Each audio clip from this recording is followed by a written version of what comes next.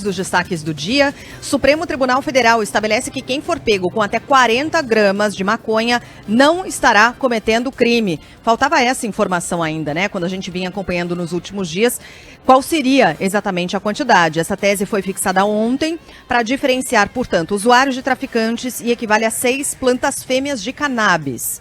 É essa a medida. Mas dependendo do contexto, a pessoa até poderá ser presa mesmo que o volume seja menor do que esse estipulado pelo STF, como, por exemplo, se tiver ali presença de balanças ou então anotações sobre distribuição de drogas, porque aí seria um indicativo de que se trata de uma comercialização e não de consumo próprio. Na conclusão do julgamento que descriminalizou o porte de maconha, o presidente do STF, Luiz Roberto Barroso, defendeu a posição dos ministros. Ninguém aqui no Supremo Tribunal Federal, nenhum dos 11 ministros, defende o uso de drogas. Antes, pelo contrário, nós desincentivamos o uso de drogas. Drogas ilícitas são uma coisa ruim.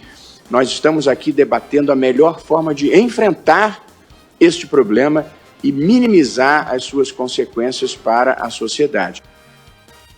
A lei de drogas, aprovada pelo Congresso em 2006, já fazia essa diferenciação entre usuário e traficante, mas o que não tinha ainda? Não tinha uma quantidade máxima estipulada. Agora tem. Desde então, quem fazia essa avaliação era a própria autoridade policial e aí depois a justiça. Agora, na prática, quem for pego com até 40 gramas de maconha será punido com advertência ou então com medida socioeducativa.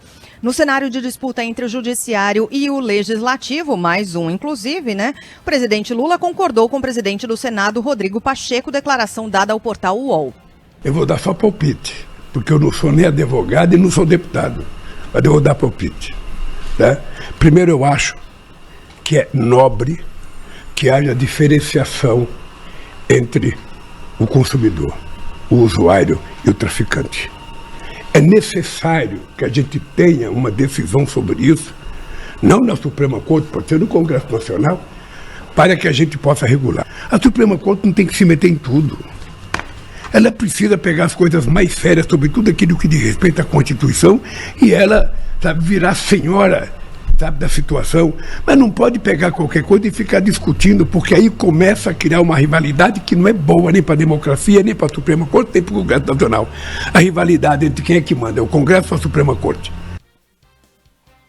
Bem, e por que esse não é um capítulo definitivo? Essa história ainda vai continuar. No Congresso, o Senado já aprovou uma PEC que criminaliza o porte e a posse de qualquer substância ilícita, independentemente da quantidade. A proposta está na Câmara e o presidente da Casa, Arthur Lira, afirmou que a decisão do Supremo não vai influenciar a discussão que será ainda tocada pelos deputados.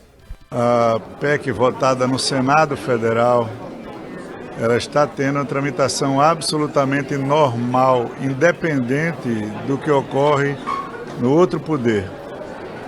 Ela foi enviada à CCJ, ela teve a sua admissibilidade aprovada e depois da admissibilidade aprovada, a PEC se cria a comissão especial por chancela. Eu estava aqui em Portugal quando a chancela, normalmente da casa, instala automaticamente a comissão. Então ela nem será apressada, nem será retardada, como eu sempre falei, ela terá um trâmite normal